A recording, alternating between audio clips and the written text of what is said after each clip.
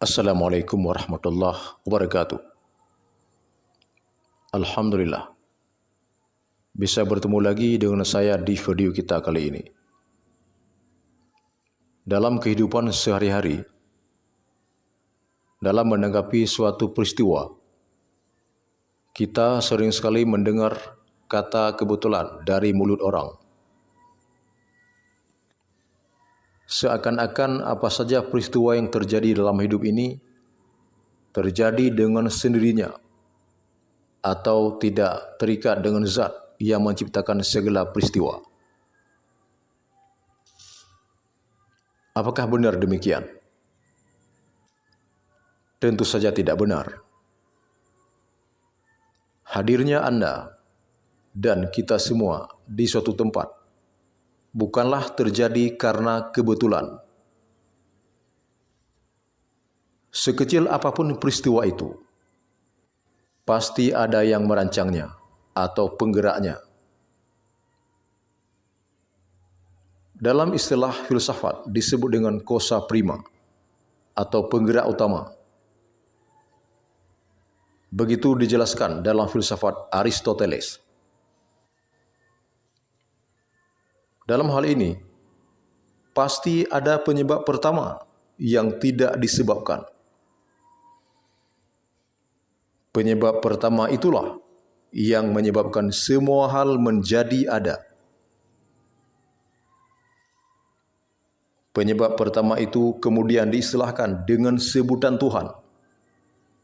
Dan akhirnya timbullah kepercayaan bahwa Tuhanlah pencipta alam semesta ini, beserta segala peristiwa yang terjadi di dalamnya.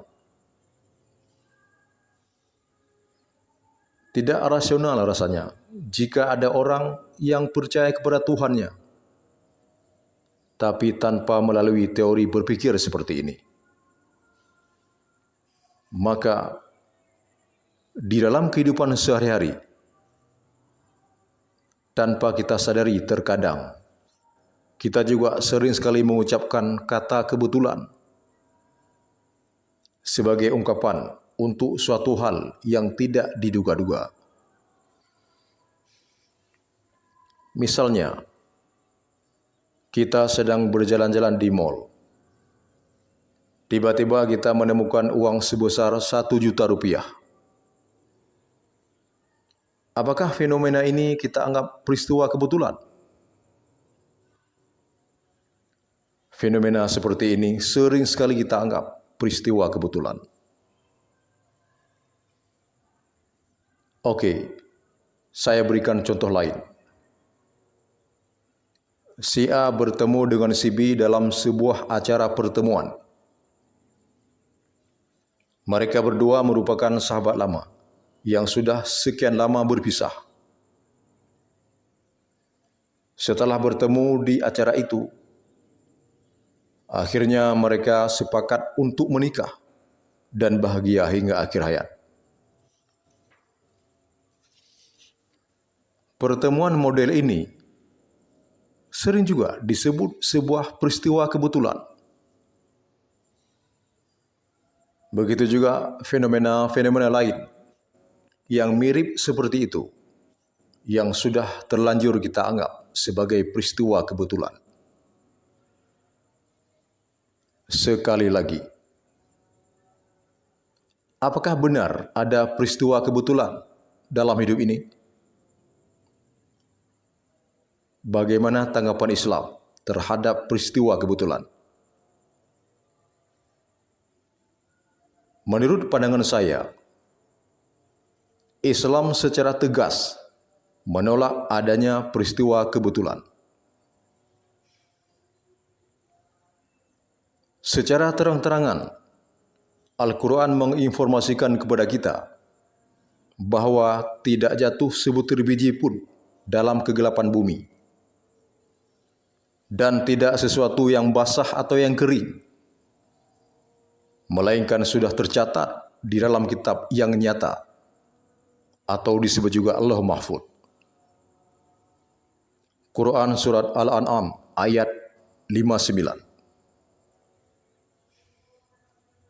Dalam ayat lain, Allah juga berfirman, Wallahu khalaqakum wa ma ta'malun. Allah juga yang menciptakan kamu dan apa-apa yang kamu kerjakan. Quran Surat As-Saffat ayat 96. Berdasarkan kedua ayat ini, berarti segala sesuatu yang terjadi di semesta ini, baik besar maupun kecil, tidak terlepas dari kudrah dan iradah Allah Subhanahu wa taala. Tidak ada istilah kebetulan. Bahkan video yang saya buat ini pun tidak terlepas dari kudrah dan iradah Allah Subhanahu wa taala. Maksudnya, keberadaan video ini pun bukan sebuah kebetulan, tapi tetap ada campur tangan Allah Subhanahu wa taala. Jadi, mulai sekarang marilah kita selalu berhati-hati saat mengucapkan kata-kata yang keluar dari mulut kita. Apalagi kata-kata yang kita ucapkan itu tidak diridai oleh Allah Subhanahu wa taala. Termasuk mengucapkan kata kebetulan. Kelihatannya seperti biasa-biasa saja saat kita mengucapkan kata kebetulan. Padahal perkataan itu bisa jadi sebuah ucapan dosa yang terjebak ke dalam syirik khafi yang tidak kita sadari dalam ucapan kita sehari-hari. Kata kebetulan itu adalah bahasa ketidaksanggupan manusia menerima kesengajaan Allah Subhanahu wa taala.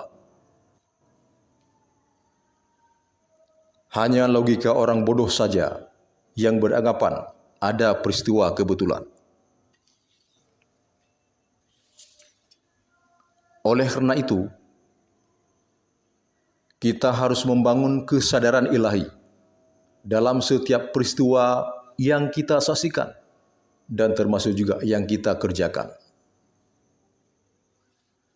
Kita harus benar-benar meyakini dan merasakan bahwa apapun yang terjadi dalam hidup ini, besar atau kecil, semuanya bukan peristiwa kebetulan. Tapi semua itu adalah benar-benar dengan izin Allah Subhanahu wa taala. Kalau bukan dengan izin Allah, semua itu tidak akan terjadi. Dengan begitu, kita akan terhindar dari dosa syirik. Termasuk juga syirik khafi yang tidak pernah kita sadari.